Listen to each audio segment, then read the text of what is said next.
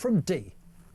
My message to Prime Minister Starmer is: walk 1 mile in our shoes, live 1 minute in our streets, take the abuse daily as a white working class male that we have to endure, whilst you quietly and openly give away our country, our inheritance, our energy, our fish, our farms, whatever it takes. You and those elites with your dishonesty and your dirty little parties are destroying what I used to call my home. You are a disgrace and a traitor, and we are more than disappointed in voting for Labour. It will be the last time ever.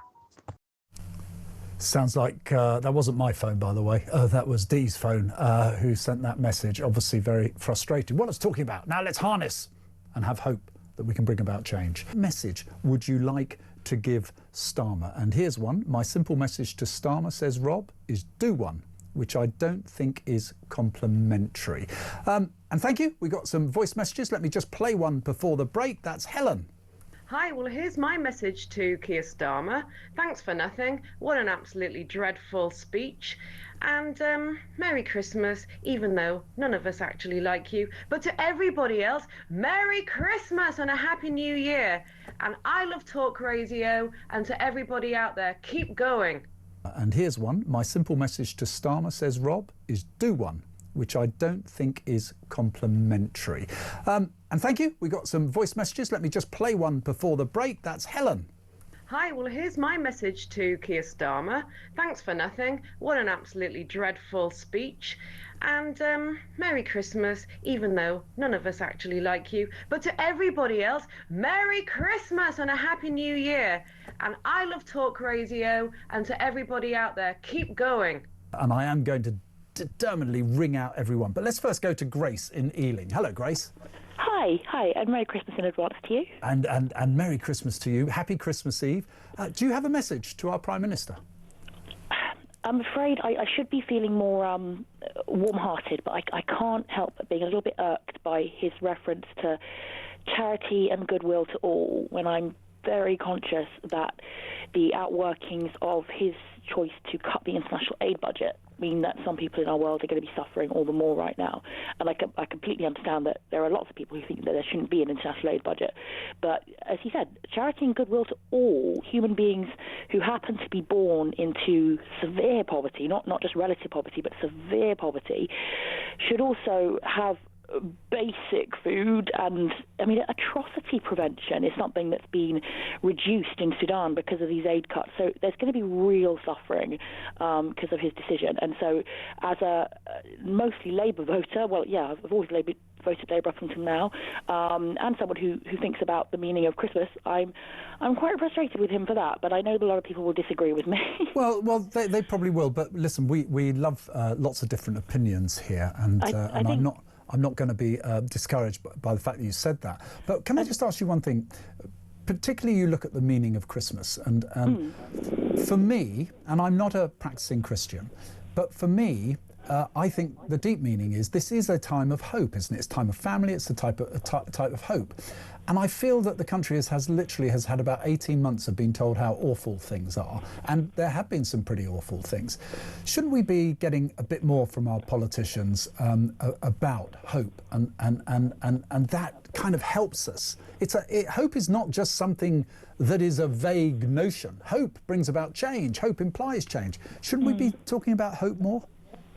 Possibly. It's hard to determine who is responsible for all the negativity, because politicians might say, oh, we are doing some good things, we just don't hear about it in the media. I don't know. But you're right, it is about hope. And it's not just about goodwill and family, although those things are brilliant. It's not only about those. It is about Jesus coming and offering hope.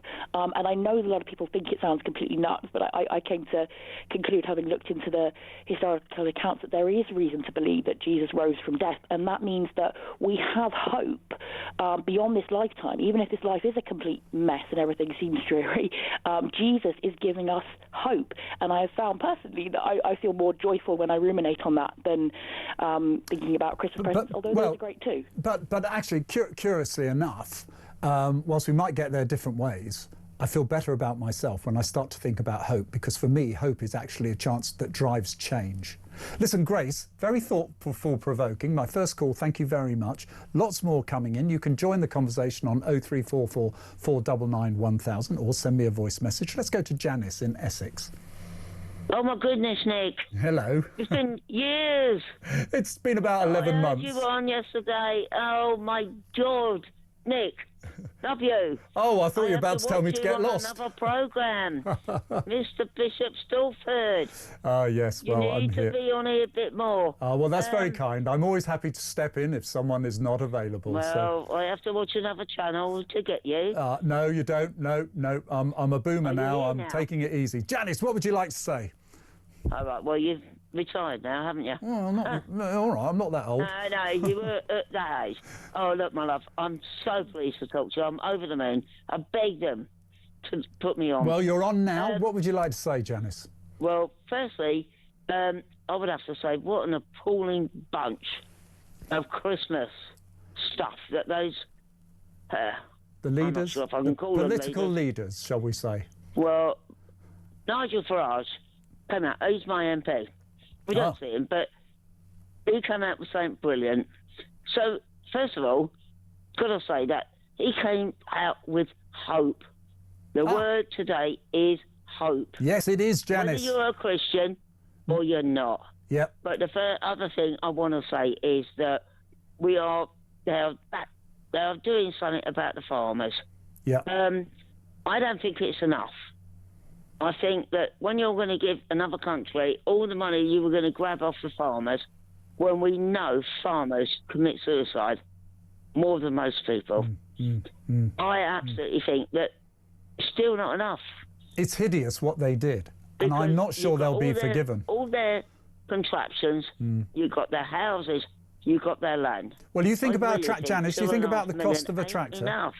You think about a cost of a tractor now, £250,000, and they have to finance this. And so when they talk about rich farmers, they're not rich farmers. They've got it invested in their land, which has just gone up. They've got it invested in their tractors, their equipment. And I just think the government have literally caused, their decisions have cost lives. It's quite awful. Could I please say one more thing? You can, yeah. When everybody is going out buying the 8p sprouts, go and have a look and see a farmer makes a penny on that. We need to call up the supermarkets that are absolutely get them to the fine line where they cannot survive. So I didn't buy 8p sprouts. Sorry, can't get my words right. I'd rather buy the better ones. Well, and buy British. I think everybody that goes and buys one bag of cheap sprouts, go and look. Janice, your message has been heard. Go and buy more expensive sprouts, but only if they're British. Janice, lovely to talk to you. I've got loads of calls lining up, so forgive me. I'm going to move on. Keep listening, Janice, and I promise I'll come back. Let's go to Nick in London. Hello, Nick. Yes, hello, Nick. Happy Christmas to you. And to you. I don't mind Keir Starmer having a poor speaking voice. I've got a poor speaking voice. I don't mind his voice being dull.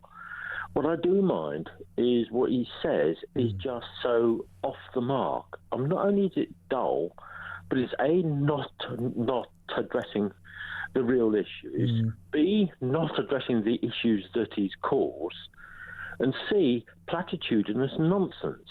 It was, wasn't it? Yeah, it was.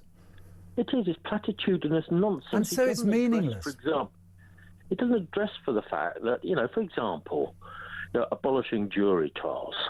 You know, and he comes out, he's concerned about cost of living crisis. Well, your policies caused it, mate. And actually, their policies could make it a lot easier, but all they do is heap tax on us, which leaves us less money to spend. And so the cost of living crisis gets worse. Exactly so. He isn't a bank manager. You called him a bank manager earlier. Bank managers are useful. Yes. I was rather concerned I was upsetting bank managers there, so I apologise. He is a lawyer, and lawyers tend to, on the one hand this, on the other hand that. They come in after the event and they point out what went wrong in paradise if they were in charge. Captain Hindsight's a great nickname for him. He's not a leader. A leader makes choices. Like him or loathe him, I didn't like Blair, but at least Blair had a vision, and you could go with it or not. Thatcher as well. You know, this bloke, no, he hasn't got a clue. Nick, I hope during the course of this show, in fact, stay here, Nick. Right, we're going off subject. I'm going to ask you one of my Christmas cracker jokes. Why did the turkey join the band? Come on. Think about turkey. Why did the turkey join the band? Yes, no idea. Go on. Because it had the drumsticks. Ta-da! I tell you. Please do. What do you call a donkey with 3 legs? Oh, no. A wonky donkey. OK, thank you, Nick. That's even worse than mine. 03444 499 1000. Thanks to Nick for calling there. If you want me to stop doing these Christmas cracker messages, feel free to call 03444 499 1000. Just before I take a call from Georgina, just out of interest, says Reg, when did politicians actually start doing Christmas messages? The only one I was ever interested was the King or the Queen, and the rest of them just butt out and stop trying to sell their agenda wrapped up at Christmas. I'll have to find out that. Georgina in London, hello and happy Christmas Eve to you. Happy Christmas Eve to you, Nick. I hope you're having a fabulous day. I certainly know that I am. Ah, good. Well, I hope we're helping here at Talk. You always do. I watched Keir Starmer give his speech. I don't know how that man has the gall and the audacity to stand there and say what he did. You know, he wished us all a Merry Christmas, and he talked about wrapping presents when we can't afford to buy gifts, as he's taxed us to oblivion. He talked about the Christmas story, or what I would call the nativity, when he's allowing Christian people who play on our streets to be arrested in case they offend or incite others. You know, and he said, oh, well, you know, you can always go for a drink. Well, hang on a minute.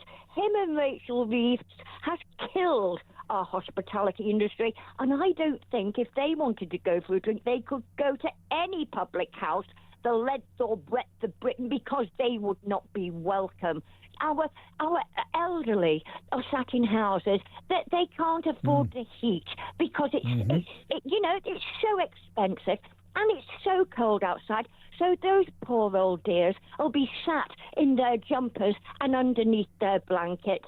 You know, it's just, the man does not get it. He doesn't understand. Whilst he sat in his house, Nick, with his fabulous fire, with his family around him, with all the fabulous presents that his children are going to get, and no doubt a magnificent Christmas dinner, and everything is joyous, the rest of this country are suffering. Georgina, I just do not interrupt you. You are a force of nature. The way you articulated that and rattled that list off, I think you probably speak for many people. I'm only going to say it again, just one more time to you.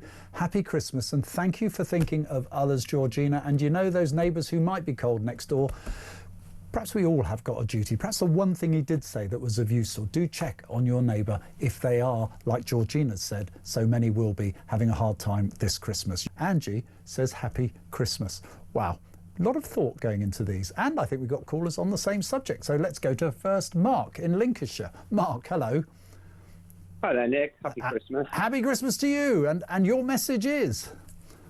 My message, it was actually, I was listening to when you were chatting with Grace, who called in earlier. Oh, yes. She was talking about foreign aid and stuff. Yes, she did. And it was also kind of, because my opinion, I'm not conflicted on this. I think there's a lot of Christians seem to get some of the messaging wrong. I think, anyway, from my point of view. I am a Christian as well, by the way. Very much practicing. So this whole notion of helping everybody. Okay, well, there are things within the Bible that Jesus said that kind of conflict against that anyway. And I'm just going to give you, it's a really short verse from the Bible, just for Grace's benefit, if anything else, if she can go and have a look at it. But it also applies to Keir Starmer as well. And what it is, it's Timothy 5:8. And it's, but if anyone does not provide for his relatives, and especially for members of his household, he has denied the faith and is worse than an unbeliever. Now, I think what this is talking about is that if you've got people suffering within your own community... Look after your own community? Yes, basically. Look after your own community. And then you go ahead and help other people, if that makes sense. So that's certainly how I view it. It's a very interesting perspective, because in a way, you know, the suggestion, and I don't think Grace was saying this, but so many people will have heard, if you're Christian, we should spend money supporting people in other countries. I mean, that might be Grace's belief and interpretation, perfectly legitimate. There's also a political case for international aid, by the way, but we won't go into that now. But I do agree. I think you're really saying is, we're turning to the state immediately to do things. What about what we do ourselves? How do we look after our own communities as well? And that's very Christian. Absolutely. I think this is where the priority really should be. Because if you've got people suffering that you're aware of that are suffering, then you should be trying to do something that you can do to help them. And working together as a community, you know, certainly as Christians anyway. So I think that's certainly the message that I would have for it anyway. Okay. I think if you're in a situation where everything's tickety-boo and everything's absolutely fantastic, then yes, by all means, go ahead and help people around the world and do whatever you want to do. But there are so many suffering in this country. Mark, thank you for very eloquently putting a contra point of view, but basically on the same theme. And I do appreciate that, very much appreciate it. If you agree with Mark or you'd like to take issue, 0344 499 1000. But also he had a message to Keir Starmer in that as well, based on a verse from the Bible. Martin in North Wales. Hello, Martin. Hello, hi. Llandudno, yes? Llandudno, indeed, where the sun is shining. My call is regarding an aspect of the news regarding the farming taxation issue. Yes. I don't know if you're aware, but the police are obviously under Operation Olympias, are currently seeking advice from the CPS about when to bring corporate manslaughter charges and gross negligent manslaughter charges against potentially the post office in regards to the 13 suicides that have been confirmed. That took place. Interesting, yes. Now, we've now had confirmed suicides by farmers who've been driven to that through the tax policy relating to the inheritance tax. And I wonder, is there going to be because if this was a private company or a non-state company that had driven people to suicide, the police would be all over it, surely. Very interesting argument, but I have a feeling, I'm going to have to check this out, but I have a feeling that government, there might be an expert out there, that government is immune to a prosecution for a consequence of a policy in the terms that you've outlined. This is a really, I never expected this, because you raise actually a moral question, a legitimate question, and I certainly can't give you the answer, but I will do my very best to see if I'm right that there is a protection for government. Someone might be able to elucidate that for us. Perfectly legitimate point to make, Martin, and thank you for that, and I'd be very interested in any other views on that. It started so well for the Conservatives there. My message for Starmer comes straight from Gollum from Lords of the Rings. Leave and never come back. Merry Christmas, says James. I'm going to get through all of those, but now we're going to go to Michael in Birmingham. Hello, Michael. Hi, how are you doing? Can you hear me okay? I can hear you perfectly. You have the chance to... Do you want to give a message to Starmer? Yeah, my message to Starmer is I reject his message. I don't believe in being a hypocrite. Let's not pretend this country is united. This country's more divided than ever. People like Starmer and his voters, they despise people like me. They frankly, I think they want to see me dead. I'm not saying they kill me, but they want me to die off as an old gammon Brexit reform voting boomer. So I don't wish them a happy Christmas at all. I wish them the most miserable Christmas they can possibly have. And I make no apology for that because I don't want to be a hypocrite about it. And I'm a Christian too. So, you know, that goes against goodwill to all men and people and whatever. But there comes a point where you just say, if you don't mean it, don't say it. I don't want Starmer's wishes. He spent 2 years calling me a fascist. So he can shove them where the sun don't shine. I don't believe him anyway. Do you think there's any point to these Christmas messages from leaders, Michael? No, it doesn't change my life in the slightest. It's just hollow, insincere, probably box ticking, something they've got to do on their... I think he was very box ticking. I think he literally... Someone said, well, you've got to say this, you've got to say this. Oh, and can we see your personality? Well, that crashed, didn't it? Yeah, and can I give you a prediction about the King's speech? Yes. Site of the film. King's speech. Yes. First film and most faces... the first face and most faces you will see will be ethnic minorities. Well, you know, the King has...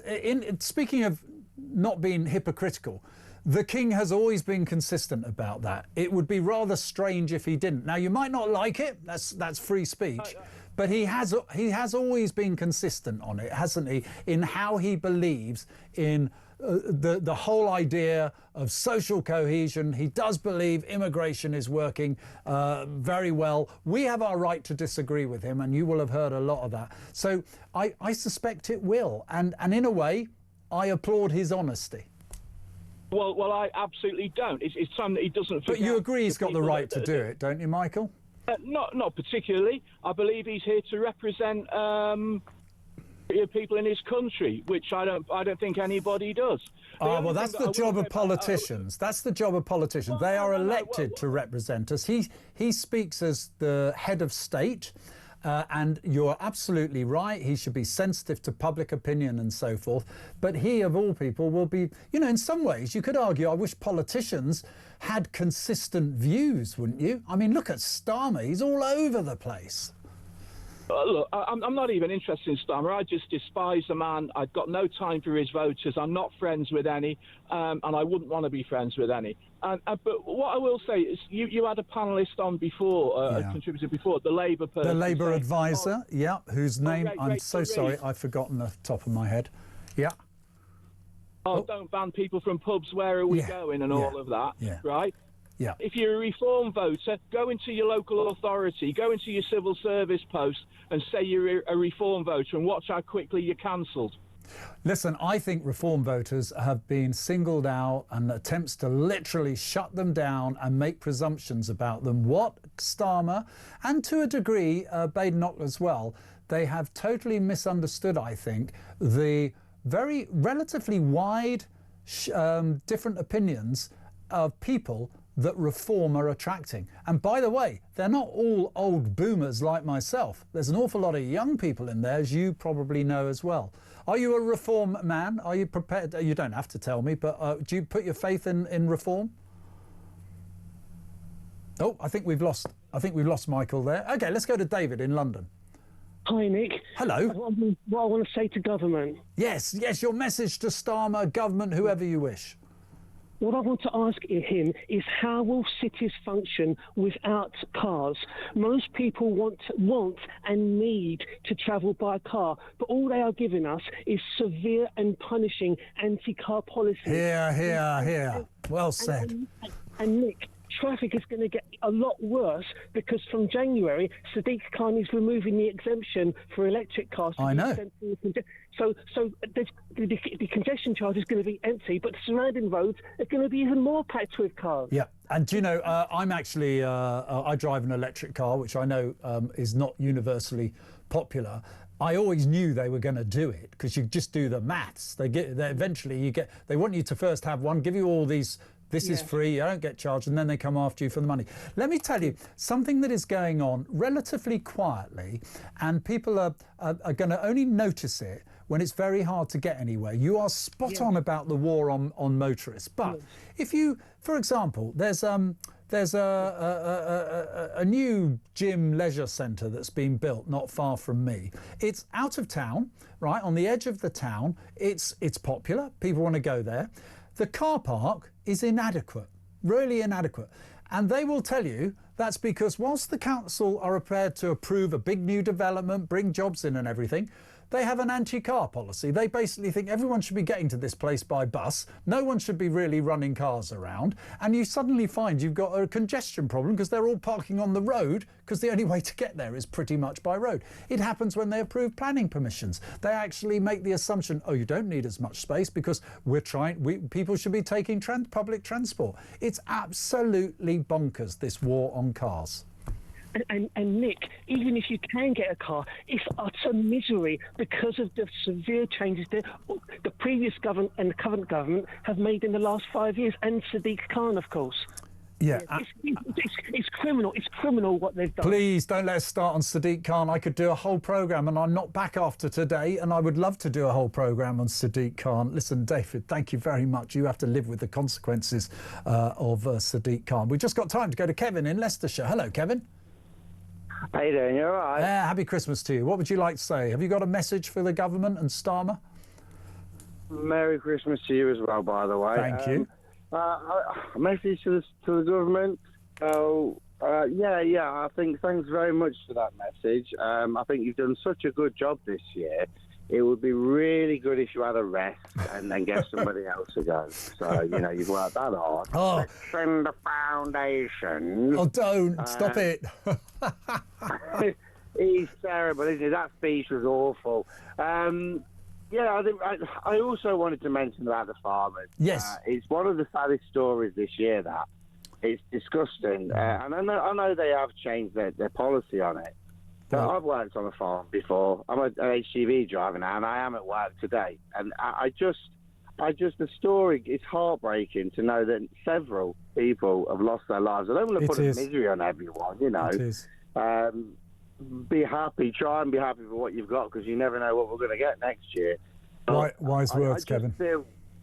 I just feel, don't you? And I'm sure, I know you're empathetic. You're an ex-MP. You understand the works of it, and I know decisions aren't easy, but the writing was on the wall with that one. When he was, Nick, did you see it last week when he was questioned about? Yes, that was horrible. You're talking about when he was questioned in the Parliamentary Liaison Committee, who grill the Prime Minister once a year, and one of his own MPs took to him and said, "Do you know people are killing themselves because of your policy?" And his face, he was white. He couldn't stand the challenge. It wouldn't surprise me if that's the moment he decided to change it.